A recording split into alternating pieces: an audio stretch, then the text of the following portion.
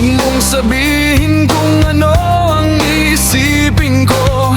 Huwag mong diktahan bawat kilos ko. May sarili akong pangarap at mundo. Hindi mo hawak ang puso't utak ko. Huwag mong kontrolin ang utak ko. Sarili kong isip, akin ito. Pwede kang magsabi, pwede kang magtanong, pero desisyon ko pa rin ang susundin ko.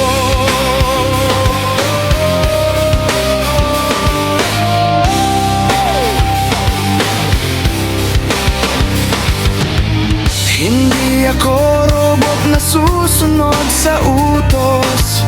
May sariling tinig, may sarili